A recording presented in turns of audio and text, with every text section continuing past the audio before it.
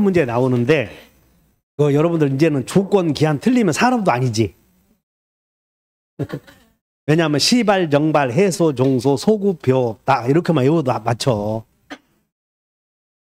여기 봐. 시발, 정 뭐요? 틀렸네 1번이. 이렇게만 외워도 맞춘다니까. 시발, 정발, 해소, 종소 잃는다고 그러지 않았어. 그 다음에 기권추요, 기무추요. 그러니까 요거 눌려 기한은 채무자를 위한 것으로 추정한다. 근데 여기 어디가 맞췄냐면 여기서 틀린 거야 이게요. 그 다음에 기한의 이익은 포기할 수 있다. 뒤에는 맞고. 기한의 도래가 미정한 권리 의무는 일반 규정에 의해서 우리는 권리 의무 나오면 처분하거나 담보로 할 수 있다. 조건이 법률행위 당시 이미 성취했다 그러면 여기는 이미 성취했다 그러면 기성조건이지? 기해 무 맞네. 당사자가 여기 시발, 정발, 해소, 종소, 소구표 없다. 근데 당사자가 소구표 인정하기로 하면 소구표 인정된다. 조건만. 당사자가 조건 성취 효력을 성취 전에 소구 파기할 의사를 표시한 경우에는 이런 것들 주의하셔. 조건은 소구 파기할 의사를 표시했어 안 했어요? 이건 유효야 무효? 이 양정은 유효. 그러면 소구표 있다 해야지. 근데 성취한 때부터 이런 것들 주의하셔. 틀렸네. 옳은 것은 몇 번 따라서 4번. 그러니까 여러분들 조건 기한 나오면 이제 다 맞히겠죠? 그리고 이 정도 여기서 해갔으면 모르는 지문이 한 개 있어도 답은 맞춰. 이제는 시발, 정발, 해, 소 효력이 발생한다. 틀렸네. 거꾸로 했으니까. 기한의 이익은 기형추다. 기정추다. 그리고 여기서 상실 특약 나오면 정지조건부 특약이요. 형성권적 특약이야. 여러분 이해 아셨지? 그냥 특약 나오면 기형추. 그냥 여기다 동그라미 쳐. 기한이익 상실 특약 나오면 기, 형, 추. 형성권적 기한이익 상실 특약으로 추정한다. 그 다음에 조건이 이미 성취할 수 없다 그러면 불능조건 아니야. 그럼 불능조건이 정지조건이면 무효, 해제조건이면 조건 없는 행위. 그러니까 불정, 무 답이 나와버렸네. 그 다음에 불확정한 사실의 발생 시기를 이행 기한으로 했다. 여러분들 이행 기한이라고 하는 것은 채무 이행하는 날이라고 그래서 그 채무 이행하는 날은 틀림없이 온다 안 온다? 온다. 불확정한 사실의 발생 시기를 이행 기한으로 정한 경우 그 사실의 발생이 불가능하게 되었다면 기한은 도래한 것으로 볼 수. 이거 자신 없는 사람들은 여기다 메모. 이 사건이 신규 임차인 입점 시 여기다 메모해. 신규 임차인 입점 시 신규 임차인 입점 시 보증금 반환해 주기로 한 사건이야. 보증금 반환해 주기로 한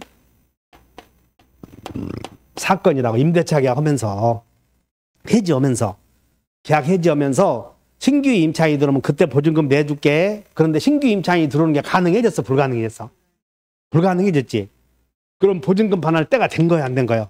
된 거지. 그래서 기한이 도래한 거 볼 수 있다 해야 돼. 있다 이렇게.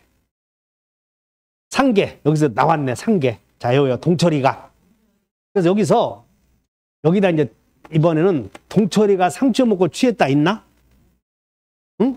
동철이가 상처 먹고 재물포 가서 있었잖아.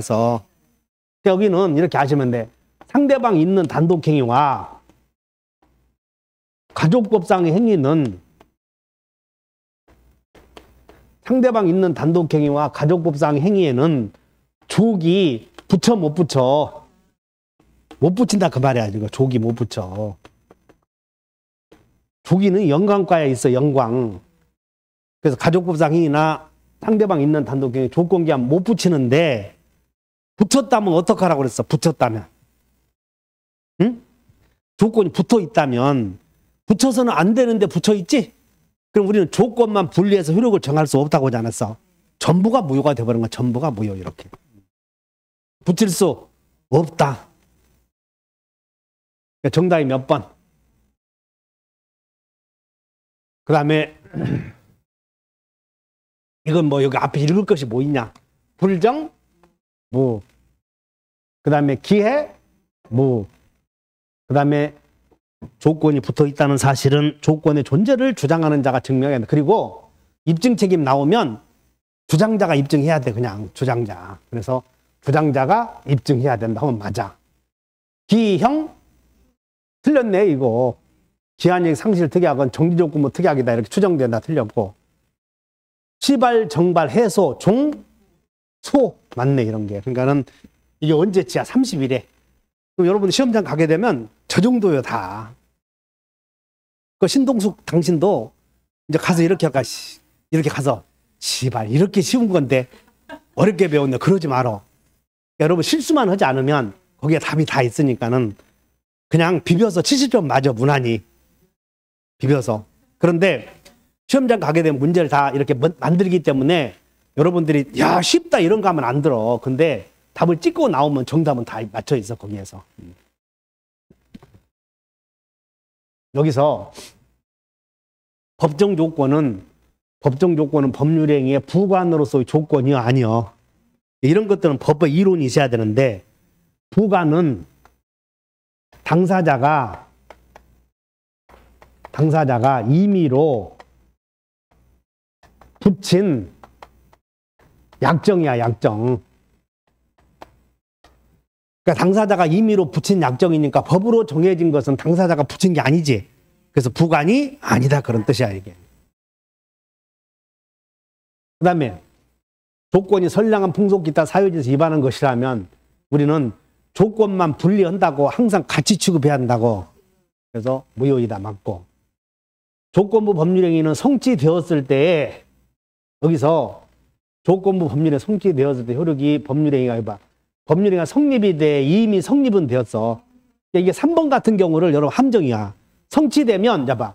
성취되었을 때 이렇게 되지. 성취되었을 때는 효력이 발생하거나 소멸하잖아 이렇게. 그때 성립되는 것은 아니야. 그 다음에 불정, 무. 정답이 몇 번?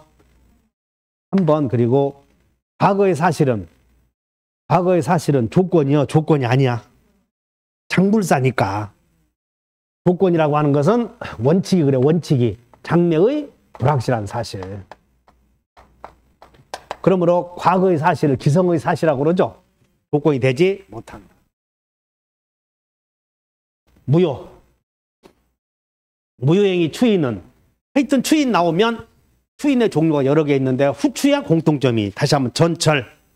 후추 먹고 전철 탔다 외우지 않았어. 그래서 추인만 나오면 전에 후에. 후. 무효인 법률행위는 무효임을 안 날로부터 몇 년이 지나면 추인할 수 없다. 그런 거 없어. 무효행위의 추인의 시기는 제한이 없다고. 요거 함정이가 주의하셔. 무효 추인은 제한 없다.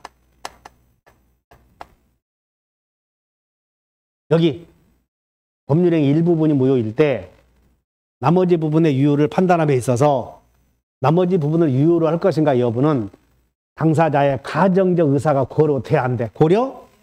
요게 법률행위 해석의 표준을 물어보고 있던 거예요. 법률행위 해석의 표준. 그래서 요거 주의하시면 돼. 자, 일부 무효나 일부 무효, 그 다음에 무효행위 전환해서 무효행위를 다른 행위로서 전환할 것인가. 일부 무효, 나머지 유효. 일부가 무효인 경우 나머지 유효로 올 것인가 아닐 것인가는 당사자의 진짜 의사, 가정적 의사가 존재해야 돼. 여기도 가정적 의사가 존재해야 된다고. 그러면 가정적 의사는 거짓 의사다, 객관적 의사다. 객관적 의사를 이렇게 표현하는 거야. 객관적 의사가 있어야 된다 이렇게. 요약집 한번 펴보셔. 요약집 몇 페이지 있냐면 뒤에 보면 무효가 나와. 무효가 나오는데 페이지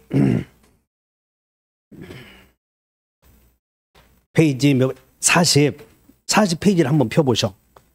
40페이지 보면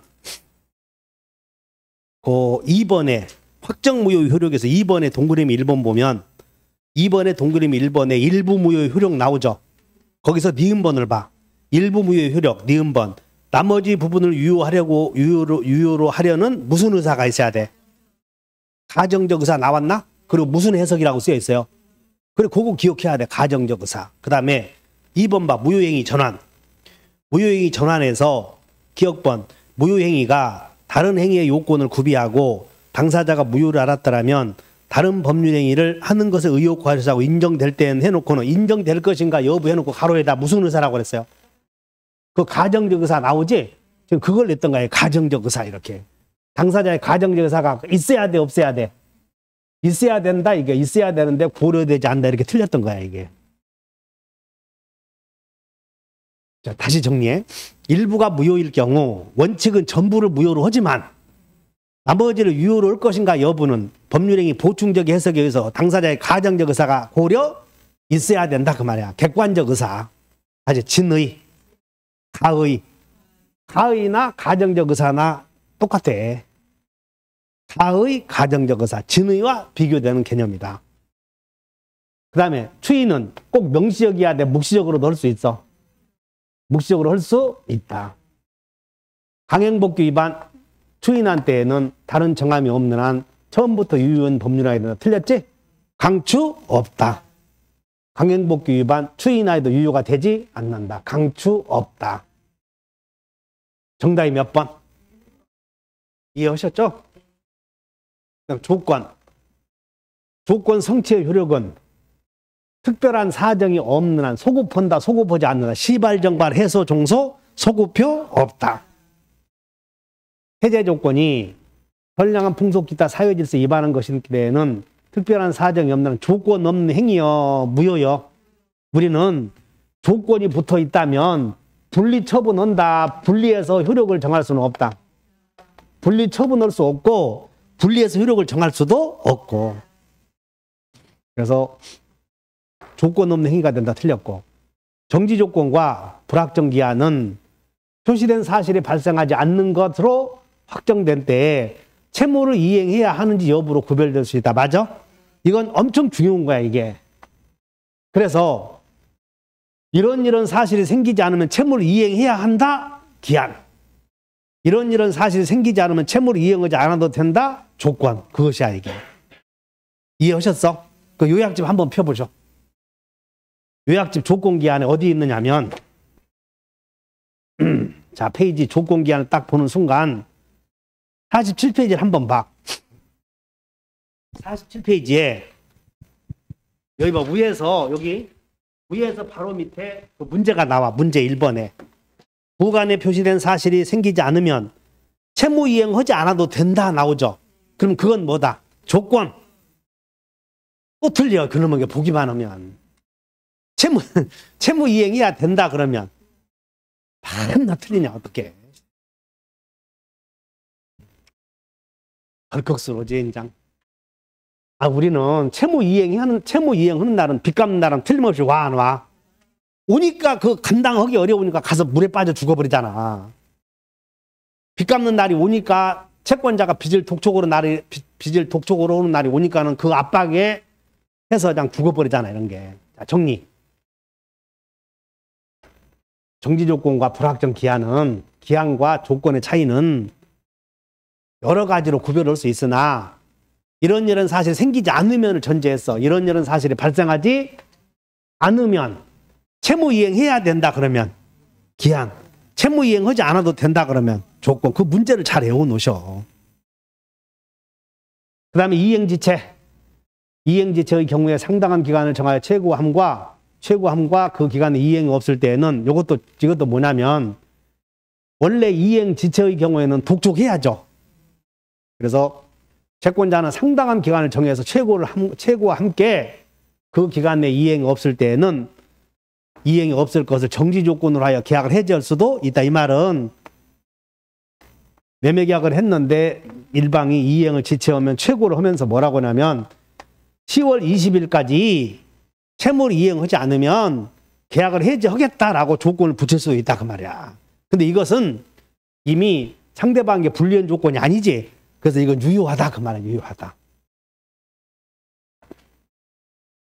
4번 신의성실에 반하는 행위로 말미암아 조건이 성취된 것으로 의제되는 경우 그 조건 성취의 의제 시점은 방해한 때요. 추산되는 시점이요. 그냥 여러분들은 방해한 때 그럼 틀렸고 추산되는 시점이다 탁탁 나와줘야 돼. 그래서 맞네. 그 다음에 이제 마지막으로 인사특별법 주택임대차 옳은 것을 골라라.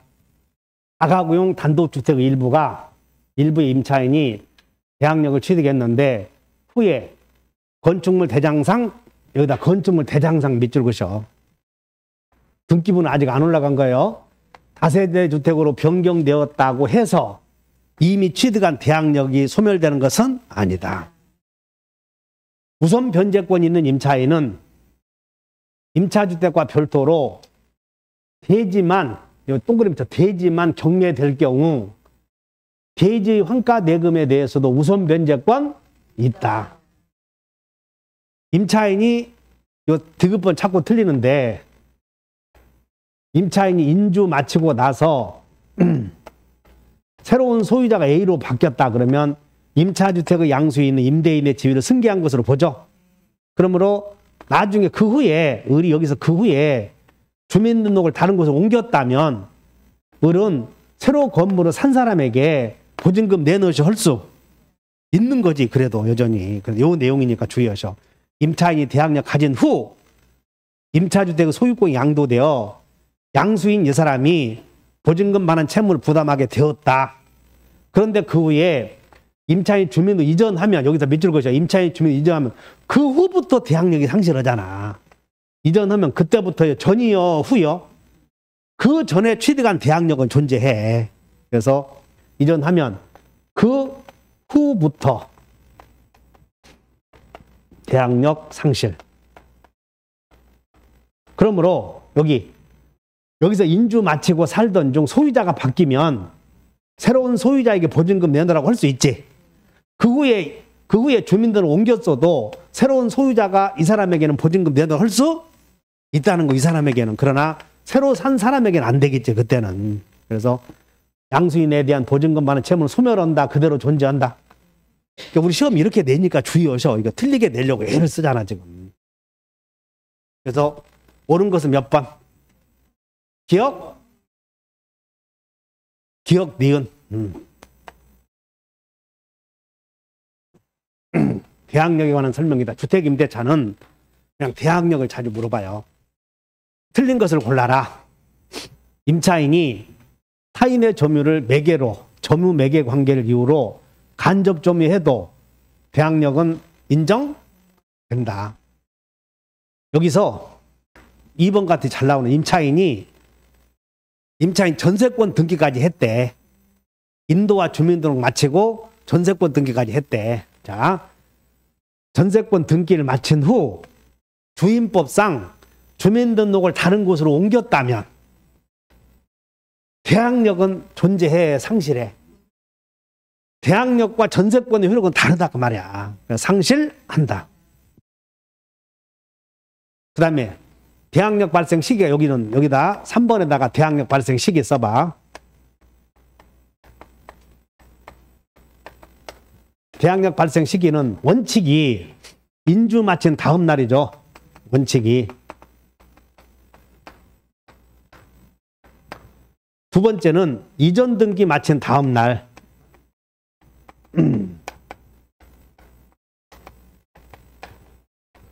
세 번째는 즉시도 있나요? 이 세 가지를 머릿속에 외워놔야 돼. 즉시.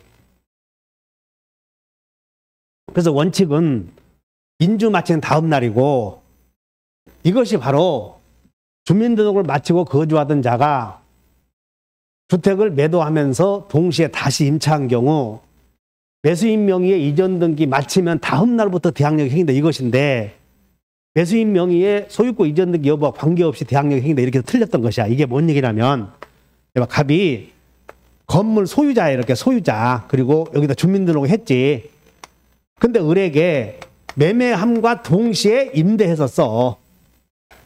그러면 판과 동시에 임대인으로 되면 임차인이 되잖아요. 그럼 이 사람은 임차인으로서 대항력을 언제 갔냐면 의뢰 이름으로 이전 등기가 되면 즉시요, 다음 날이요. 무슨 즉시요 써놨잖아.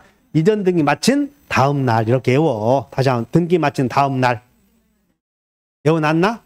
그 다음에 갑이 을에게 임대해 주었고 을이 병에게 전대해서 전차인이 인주 마치고 점유하도록 있던 중 임차인이 임대인으로 소유권 취득했지. 그때는 즉시 이렇게 세 개 외워버려요. 다시 인주 마친 다음 날, 이전 등기 마친 다음 날.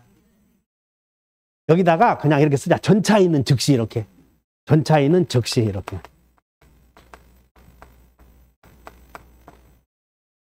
(2번은) 뭐라고 쓰냐면 매도인은 이렇게 쓰자. 매도인은 이전 등기 마친 다음 날 이렇게. 매도인은 뭐라고? 매도인은 이전 등기 마친 다음 날.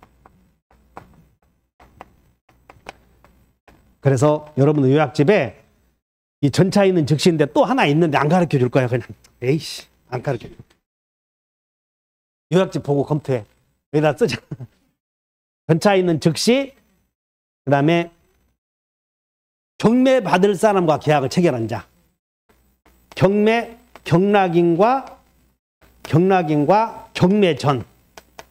경매 전 계약 체결한 자.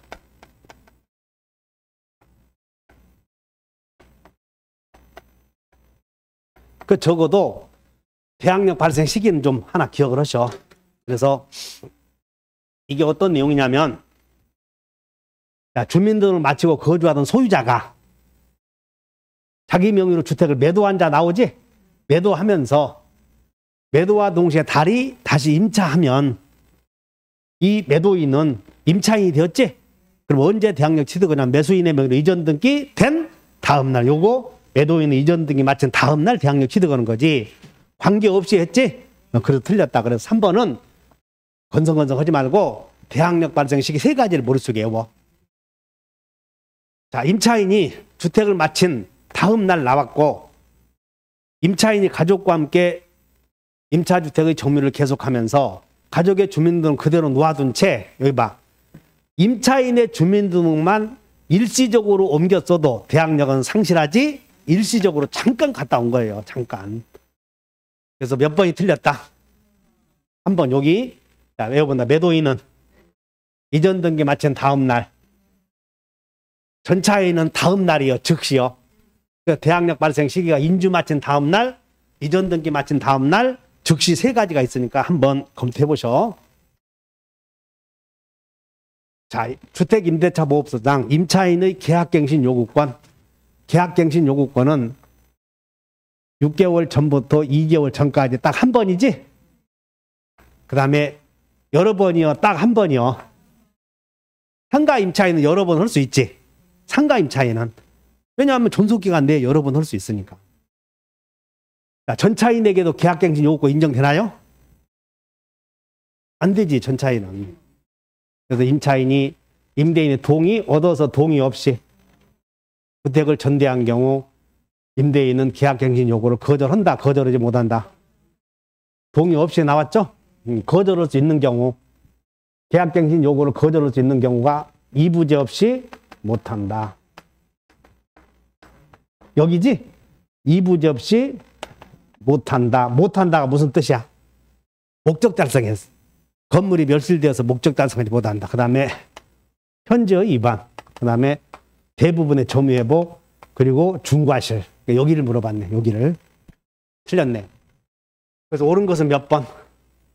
기억번 한 번.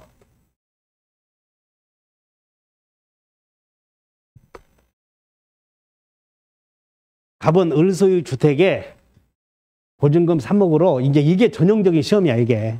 사례가 나오면 주택임대차는. 그래서 여러분들이 주택임대차에서 사례 문제 나오거든?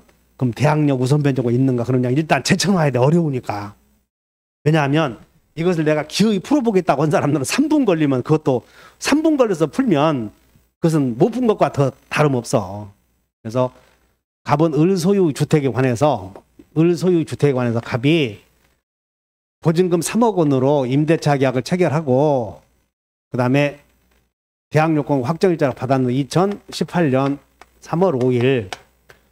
근데 병은 X주택의 병이 이렇게 저당권 취득했고, 갑은 임차권 등기 명령에서 갑이 여기서 임차권 등기 명령에서 임차권 등기 명령 등기했다.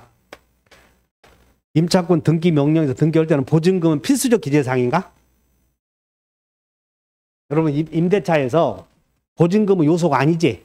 그러니까 차임은 필수적 기재사항이고 보증금 아니야. 그런데 임차권 등기 명령에 의한 등기는 거꾸로 돼 있어. 보증금이 필수적 기재사항이다. 이렇게. 자, 이렇게 돼 있어. 1번. 갑은 을에게 임차권 등기에 따른 비용을 청구할 수. 이렇게 쉽게 낸 거예요. 설마 이렇게 쉽게 냈을까? 냈지. 그 다음에 갑이 다른 곳으로 이사해도 임차권 등기했죠. 다른 곳으로 이사해도 대항력 유지된다. 잃는다 틀렸고. 자, 을의 보증금 반환과 등기 말소는 동시행이. 여러분들 여기서 동시행 관계에서 맨날 배우지 않았어. 임차권 명령 등기와 그다음에 보증금 반환은 동시행이 아니고 그다음에 여기는 자 동시행 아니지? 그다음에 배당 요구는 해야 돼, 안 해도 돼? 등기되어 있으니까 보증금이 등기되어 있거든 여기에. 그래서 여기 물어봤잖아. 배당 요구하지 않으면 틀렸지. 등기 명령에서 등기된 임차에는 배당 요구 없이도 왜? 임차권 등기 명령에 의한 등기에 보증금이 필요적 기재사항이라고 하지 않았어. 이해 가셨나? 그 다음에 다섯 번째. 2020년 4월 5일 정의 X주택을 보증금 2억 원 임차하여 대항력을 갖춘 다음 정이 이제 여기 다시 생겼겠지. 정은 매각대금에서 저당권보다 먼저 받을 수가 없어요. 저당권이 먼저 받고 나머지 받고 이렇게 되겠지. 1순위는 누구야? 갑, 병, 정 이렇게 되지. 의미 없이 냈어. 하나 문제 맞추려고. 의미 없이. 그러면 56번은 이거 답이니까 요거만 맞추고 끝내야 돼. 2번, 3번이 더 중요한 거예요. 2번, 3번이 더 중요한 거야. 동시행 관계 아니다. 배당 요구 채권이 아니다. 이렇게. 근데 등기 안 된 임차인은 배당 요구해야 돼. 57번. 임차인이 보증금을 지급하고 대항력을 갖춘 후에 임대인 갑이 임차인이 인주 마쳤는데 그런데 소유권을 갑이 병에게 팔았다 이렇게 되네. 임차주택의 양수인은 임대인의 지위를 승계한다. 그래서 갑은 특별한 사정이 없는 한 보증금 판의 의무를 면해 안 면해? 팔아버렸으니까 이 사람이 임대인의 지위를 승계했으므로. 2번. 임차주택 양도 전 발생한 연체 차임 채권은 승계되지 않는다. 그냥 연체로는 승계되지 않는다 외워놓고. 그 다음에 임차주택 양도 전에 보증금 채권이 이게 어떤 사건이냐면 그러면 이제 임차인은 보증금 얼마를 주었냐면 뭐 2억을 주었다고 했을 때 임대차가 종료가 되면 임차인은 보증금을 이렇게 A에게 준다고 가정해봐. 근데 A가 여기서 갑을 상대로 소송을 제기해서 이겼어. 그러면 나중에 임대차가 종료되면 갑은 이렇게 줘야지. 근데 원래는 갑이 을에게 줄 채무자인데 채무자가 아닌 채무자가 다른 사람의 채무자가 되었지. 요걸 제3 채무자라고 불러. 그래서 여기서 갑이 병에게 팔면 여기서 이 보증금 채권이 압류된 상태에서 임차물의 소유권이 양도되면 새로운 소유자가 압류 채권자에게 줘야지. 그 제3 채무자의 지위를 승계한다. 그러면 여러분 이 말을 잘 모르면 제3 채무자의 지위를 승계한다. 그냥 애워버려. 요 민사집행법 용어니까. 애운다. 양수인이 제3 채무자의 지위를 승계한다. 채무자 아닌 자가 다른 사람의 채무자로 변하는 것을 제3 채무자라고 그래. 원래 갑은 을에게 보증금 판할 의무자 채무자가 다른 사람의 채무자로 변했지. 이걸 뭐라고? 제3 채무자. 요거 잘 외워놓으면 돼. 그러면 3번은 이 지문은 아주 많이 나오는 지문이에요. 아주. 그러니까 저 내용이 무슨 내용인지 이해하고 있어야 돼.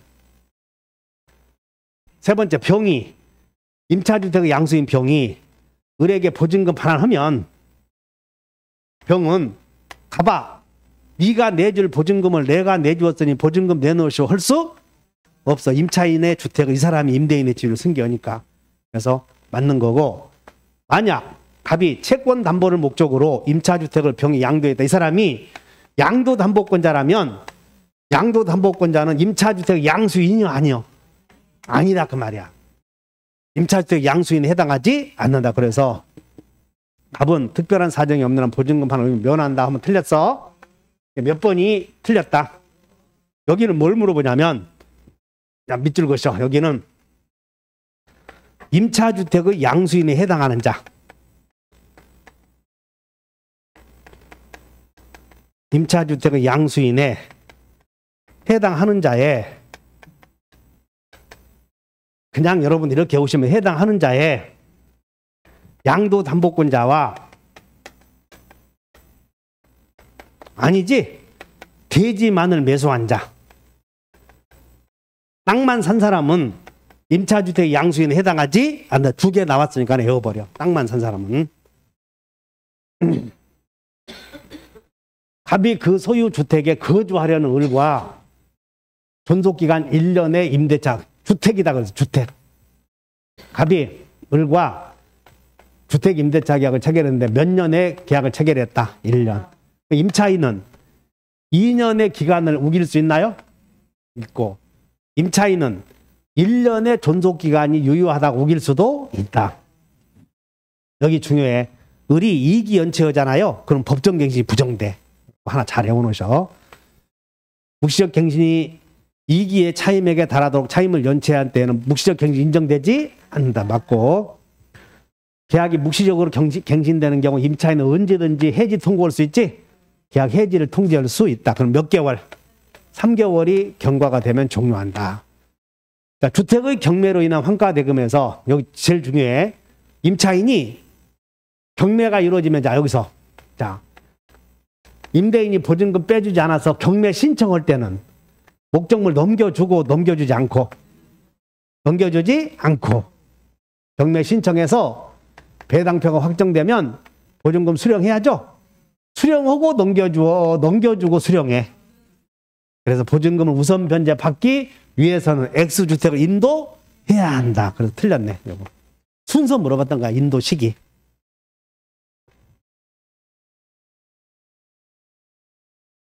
그 몇 번이 틀렸다? 5번.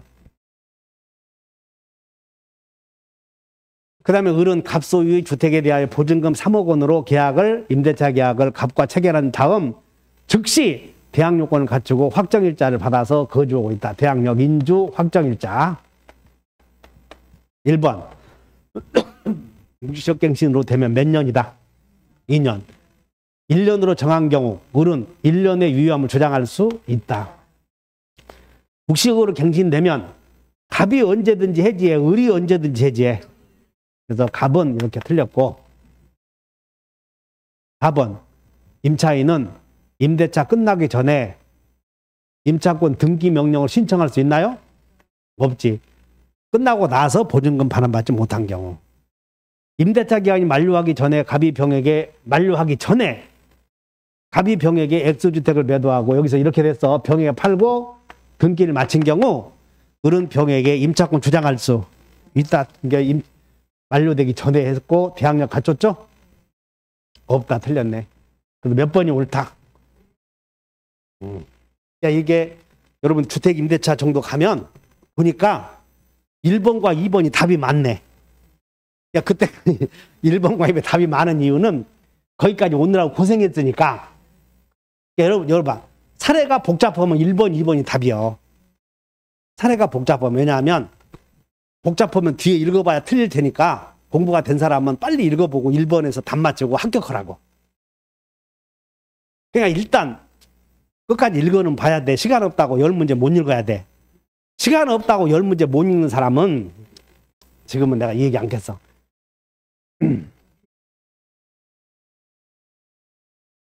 그 사람들은 자기 가족들을, 내가 이 얘기하잖아. 이 자격증 취득하기를 원하는 사람은 친한 친구여, 오로지 가족이여.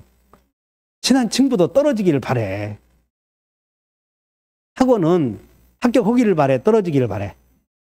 그래, 학원은 애타게 기다린다고, 애타게. 세종특별시 나오면, 이게 풀었는데 세종특별시 나오면 상가 임대차에 적용을 받는다, 받지 않는다? 받지 않는다. 상가임대차에 적용을 받지 않는 내용 중에서 상가임대차 보호법에 적용을 예외적으로 받는 규정이 있었죠? 예외적으로 받는 규정이 대권 3기 요구. 그래서 세종특별시에 소재하는 갑은 갑소의 상가 건물을 1층 점포를 의리 분식점을 하려고 보증금 얼마? 6억. 월세. 그럼 환산 보증금 7억 아니야. 그러면 서울은 969에 5437. 그래서 세종특별시는 여기 이하를 초과하면 적용이 안 돼. 근데 여기서 왜 이렇게 내버렸냐면 세종특별시가 여긴가 헷갈리다 보니까 여기도 넘어버렸잖아 지금. 야, 이거 수도권 세종은 대통령 이사한다고 그러니까는 특별한 지역이니까 6억 9천을 초과하는가? 여긴가 헷갈리는데 여기도 초과해버렸잖아 지금. 됐나? 그러면 어차피 상가임대차는 적용을 안 받지. 그렇게 내버렸던 거예요 이거. 자, 그러면 의리 점포를 받은 날 사업자 등록을 신청하면 그 다음 날 대항력 생기나요?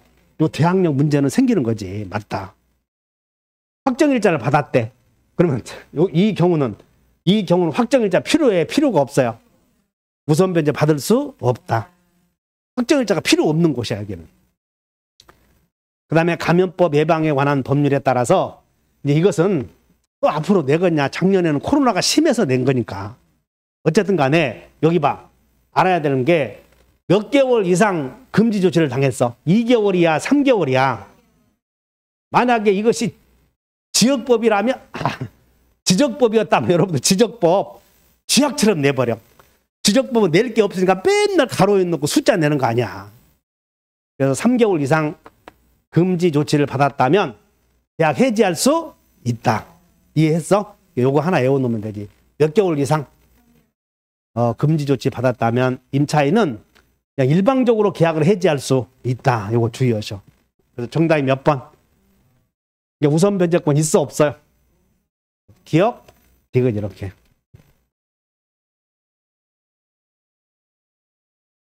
갑은 2021년 2월 1일 서울특별시 보증금이 얼마?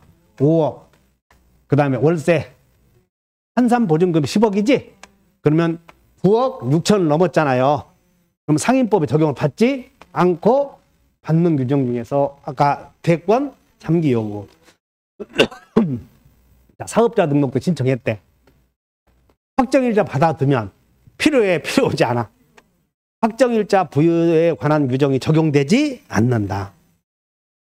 임차 건물의 일부를 과실로 파손했네? 그러면 을은 갑의 갱신 요구를 거절할 수 있다.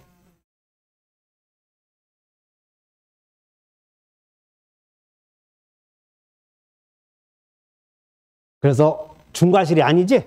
중과실로 파손했다면 없다. 을은 갑의 갱신 요구를 거절할 수 있다. 틀렸지? 없다 해야지. 중과실로 파손했으면 있다. 경과실로 파손했으면 없다. 그 다음에 이거 바꿨어 내가. 이거 문제 바꿔냈다고. 4번 갑이 2개월분의 차임을 연체하던 중 매매로 건물 소유자가 병으로 바뀐 경우 특별한 사정이 없다. 연체 차임은 승계대 원래의 임대인에게. 그래서 설명을 옳은 것은 거절할 수 있는 거 아니지? 거절할 수 없다. 그 다음에 원래 임대인에게. 그리고 디귿이네 디귿. 이거 처음 오신 분들 이해하셔야 돼. 그 다음에 을은 갑 소유의 상가 건물을 갑으로부터 임차하고 인도 및 사업자 등으로 마쳤는데 그 임대차가 제3자에 의해서 대하여 대항력이 생기는 경우를 모두 골라라. 폐업해버리면 생기지 않죠. 을이 폐업 신고를 하고 다시 같은 상호 및 등록번호 사업자 등록을 했으면 대항력이 생기나요? 생기지. 야, 문제 바꿨어 이것도. 생겨. 롯데부터 생긴다고 새로. 대항력이 유지되는 거요. 새로 생기는 거요. 그러니까 여러분들이 이 문제를 내가 바꿨다니까 여기를. 여기 과거에는 효력이 생기는 경우를 골라라 해서 문제가 전원정답 처리했는데 문제를 내가 대항력이 생기는 경우로 바꿨어. 그러면 새롭게 같은 상호 및 등록번호로 사업자 등록을 했다면 기존의 대항력이 유지가 돼 새로 생길 수 있잖아. 맞아. 병이 을로부터 임차 건물을 적법하게 전차하여 직접 점유하면서 전차인 명의로 사업자 등록을 하고 사업을 운영하면 임차인의 임대차가 제3자에 대해 효력이 생기지. 그래서 니은 디귿.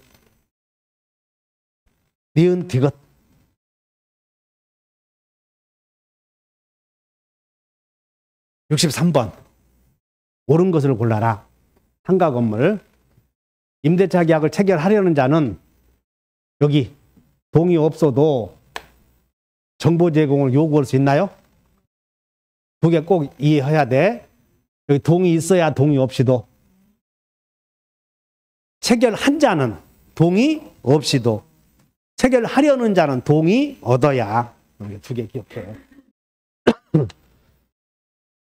이해관계 있는 자는 체결한 자. 이미 이해관계 얻었지? 동의 없이도.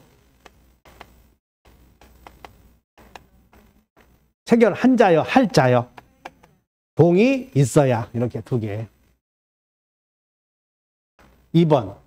임차인이 중과실로 파손했다면 갱신 요구를 거절할 수 있다. 그러므로 임대인은 권리금 회수의 기회를 보장할 필요 없다. 그럼 여기 권리금 회수의 기회를 보장할 필요가 없는 게 크게 몇 개였어? 5개. 크게 몇 개? 5개.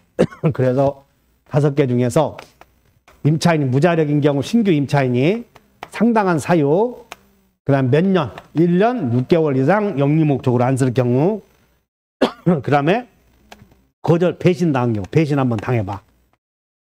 배신 한번 당해보라고. 그리고 거절할 수 있는 경우 있었지?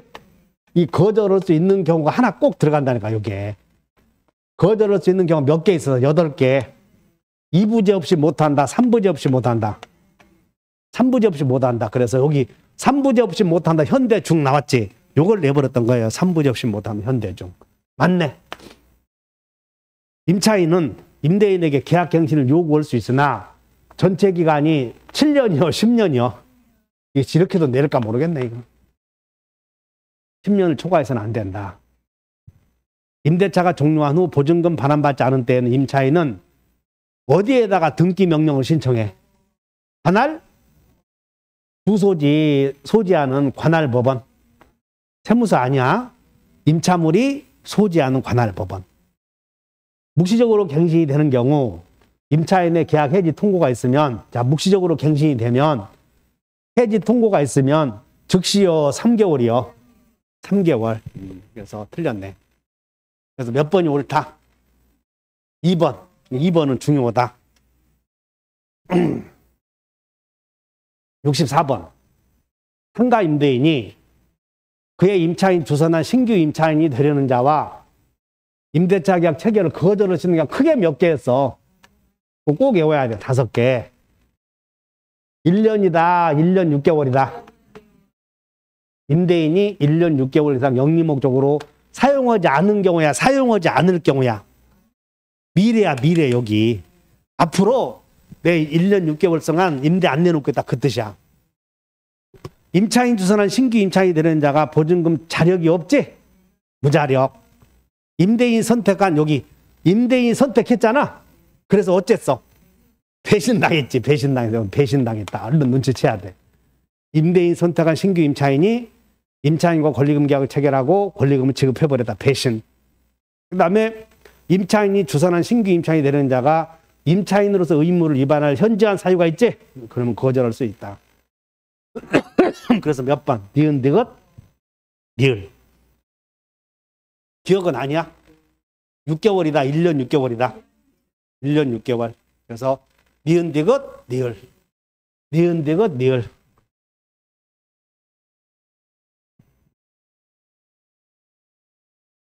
그러다 보니까, 이렇게 보니까 집합건물법이 어려워. 상가가 조금 더 까다로워.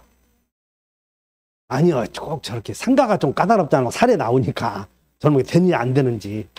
집합건물법 보자. 관리단 집의 결의나 구분 소유자 동의 없이 구분 소유자 한 사람이 공용 부분을 독점적으로 사용하는 경우 구분 소유자 한 사람이 독점하면 다른 구분 소유자는 내놓으시 헐수. 이거 민법에서 나오잖아 지금. 반환 청구야 반환 청구. 인도 청구가 반환 청구. 소수 지분 공유자는 다른 소수 지분 공유자에게 반환 청구할 수 없다. 그러나 부당하게 반환 청구할 수는 있다. 공유자 중 일부가 정당한 권한 없이 구조상 공용 부분 복도를 배타적으로 쓰는 경우 다른 구분소에 사용하지 못하고 있다. 이로 인하여 얻은 이익을 다른 구분소유주에게 부당하도록 반환하라. 규약이 없더라도 공용부분에 대한 관리비는 청구할 수 있는 거지? 공용부분에 대한 관리비를 청구할 수는 있다. 33회. 이게 작년도 문제 이렇게 쉽게 냈어. 그런데 어째서 이게 쉽게 됐냐면 기업과 니은번이 시사성이 있는 문제에서 그동안에 소수지분 공유자는 다른 소수지분 공유자에게 공유물 내놓으시 할 수 없고 어떡하라고 했어? 그러지 머리 들고 같이 쓰자고 하라고 그러지. 그 내용이야. 지금 이 판례가 거기서 나왔던 거예요. 구분소유자 아닌 자는 관리인이 될 수 있다. 관리인은 벼슬이 아니요. 그 유튜브에서 하더라니까. 관리인이 무슨 벼슬이라고 소유자만 하냐고. 임차인도 할 수 있다. 그런데 관리위원회의 위원은 임차인이야 내 구분 소유자 중에서 그래서 10인 이상일 때는 관리인을 선임해야 한다. 그러니까 2번도 작년에도 이렇게 쉽게 내서 그런데 어렵게 내면 여러분들 집에서 어디를 공부해야 되냐면 담보책임 있잖아요. 담보책임 내버리면 건승 뭐 이런 거 주검 건승 있었지? 그거 외워놓으면 돼. 자, 그 다음에 관리인 선임해야 된다. 관리위원회를 둔 경우 관리인은 공용부분에 보존행위를 할 때 관리비 걷겠지? 관리위원회의 동의 있어야 돼 없어야 돼? 이것이 관리위원회를 둔 제도의 취지가 바로 여기 있어. 그래서 보존행위가 뭐냐면 보존행위가 관리 수선하는 거거든. 수선비를 부풀려. 관리인 수선비 부풀려서 삥친다고 소위. 그러면 구분 소유자들이 손해를 볼 수 있지. 그래서 관리위원회를 두었다 이렇게 하시면 돼. 그러니까 관리인이 지가 자기의 행위를 감독해야 할 기관인 관리위원회 위원이 되면 돼 안 돼? 될 수 있다 하면 틀렸고, 그러니까 관리위원회 위원은 결의를 할 때 전화로 해야 돼. 반드시 참여해야 돼. 그래 부득이한 사유가 없더라도 달리 정한 바가 없으면 부득이한 사유가 없으면 서면이나 대리를 통하여 의결권 행사할 수 없다. 틀렸네. 67번. 여기 구분 건물이 객관적 물리적으로 완성되었다. 건축물 대장에 등록되지 않았다. 구분 소유권의 객체가 될 수. 등기해야 돼. 등기 안 해도 돼. 등기 안 해도 된다. 그래서 여기 등기해야 된다 안 해야 된다 나오면 틀리지 않도록 하셔. 여러분들이 아파트를 분양받았을 때 지금 그 건물이 등기가 안 된 경우도 많아. 그래서 입주해서 살면 여러분들 것이다 그 말이야. 구분소유권의 특별 승계인이 구분소유권을 다시 제3자에게 이전했을 때 달리 정함이 없는 한 각 특별 승계인들은 자신의 전 구분소유자의 공용부분에 관한 체납 관리비를 지급할 책임이 있다. 여기 이것을 병존적 채무인수라고 그래. 병존적 채무인수. 따라서 아파트를 팔아먹고 간 사람에게 자 501호 소유자 갑이 이걸 을에게 팔아먹었다. 그러면 갑이 공용부분에 대한 관리비를 안 냈다면 관리단은 이사간 갑에게 관리비 내놓으시 할 수 있어. 병존적 채무인수니까. 그렇다고 너도 당연히 내야 되고 너도 면하는 것은 아니야. 그래서 관리단은 특별 승계인에게 청구할 수 있는데 그렇다고 전 구분 소유자가 면하는 것은 아니에요. 그 다음에 전유 부분은 구분 소유권의 목적인 건물 부분을 말한다. 맞네. 그래서 몇 번이 틀렸다. 1번은 집합건물법에서는 등기를 해야 된다 그러면 다 틀렸고, 등기해야 된다 그러면 그 뜻만 기재하라고 그랬지. 규약상 공용부분의 취지, 뜻, 그 다음에 대지권의 뜻, 이런 것들 그것만 등기하라 그랬어. 68번 옳은 것을 골라라. 각 공유자는 공용부분을 용도에 맞게 쓸 수 있나요? 각자의 용도에 맞게. 여기 전유 부분에 대한 담보 책임의 존속기간은, 여기 전유 부분에 대한 담보 책임의 존속기간은 사용 검사일이다, 인도일이다. 그러면 사용 검사일은 전유 부분이야, 공용 부분이야.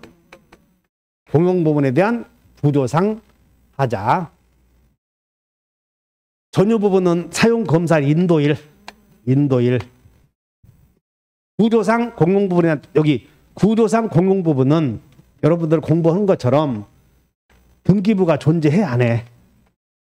등기부가 존재하지 않으니까 득실 변경은 등기할 수가 없어. 분양자는 원칙적으로 전유 부분을 양수한 구분 사유자에게 담보 책임 지지 않는다. 원래 담보 책임을 안 진다 하면, 자, 건물을 지은 시공자와 건물을 팔아먹은 분양자 한 사람만 져, 둘 다 져야 돼. 시공자 및 분양자는 담보 책임을 져야 한다. 법이 바뀌었지. 과거에 시공자는 건물을 진 사람은 담보 책임을 지지 않게 돼 있었어. 그런데 여러분들 요즘에 검단에 저기에 뭐 LH에서 철근 패먹어서 막 무너지는 거 있잖아요. 그 사람 시공자거든. 책임 안 지고 팔아먹은 사람만 책임지다 보니까 문제가 생겼지. 그래서 윤석열 대통령께서 정치를 잘 할 때 있지, 잘 하려다가 엉뚱하게 해버려. 이거 아파트 LH 분양공사에 철근 빼먹은 놈 잡아야 되는데 잡을 똥 하다가는 그냥 다른 것으로 돌려버리니까 나는 이건 잘했다고 생각하거든. 시공자가 아파트 하자에 대하여 책임을 완전히 지게 해야 돼. 지금은 분양자만 둘 다 져야 돼. 근데 여기는 분양자만 냈잖아, 원칙적으로. 그러니까 둘 다 져야 된다. 이거 주의하셔. 담보 책임 질 사람 한 사람이요, 둘 다요? 둘 다. 69번. 틀린 것은 결의는, 그냥 여러분들 아셔야 돼. 결의는 특별 승계인에 대해서 효력이 있다. 여기 공용부분은 등기부가 존재해, 존재하지 않아. 규약상의 공용부분은 표제부가 존재하지. 근데 여기서 나오는 공용부분이라는 말이 나오면 규약 공용부분이라는 말이 없잖아요. 그럼 법정 공용부분, 엘리베이터 등을 가리켜. 등기부가 존재하지 않으므로 등기가 필요하지 않다. 맞고. 관리인은 구분 소유가 아니더라도 무방하다. 맞지? 재건축 결의는 얼마? 5분의 4. 그리고 여기서 특히 서면 합의는 얼마라고 그랬어요? 서면 합의는 5분의 4요, 4분의 3이야. 과거에는 5분의 4였는데 4분의 3으로 변했다고 그랬지. 올해 이것이 이거 틀리지 않도록 하셔. 그 다음에 공용부분의 변경. 공용부분의 변경은 얼마? 3분의 2 아니면 5분의 4. 변경. 아무 말이 없으면 3분의 2. 그 다음에 구분 소유자의 권리 의무의 변동이 있으면 5분의 4. 두 개를 꼭 외워놔야 돼. 예상 문제니까. 재건축 결의 후 재건축 참가 여부를 서면으로 촉구받은 재건축 반대자가, 이것도 그냥 맨날 나오는 거예요. 법정 기간 내 회답이 없으면 참가한다, 거절한다. 참가하겠다는 회답을 한 것으로 본다. 틀렸지? 그럼 여러분들이 이제 집합건물법에 대해서 잘 모르겠으면 그냥 읽어보면 답이 하나 나와. 아는 지문이. 70번. 관리인의 대표권 제한은 선의의 제3자에게 대항할 수 없다. 구조상 공용부분에 관한, 여기 구조상 공용부분에 관한 물권의 득실 변경은 구조상 공용부분에 관한 등기부가 존재한다, 안 한다? 안 한다. 해야 효력이 생긴다. 틀렸네. 관리인은 회계연도 종료 후 3개월 이내에 정기 관리단 지표를 소집해야 된다. 일부 구분 소유자만이 공용하도록 제공되는 것이며 분명한 공용 부분은 그들 구분 소유자의 공유에 속한다. 맞고, 공유자가 공용 부분에 관하여 다른 공유자에 대하여 갖는 채권은 특별 승계인에게도 대항할 수 있다. 정답이 몇 번? 쉬었다가 하단 뽑아죠.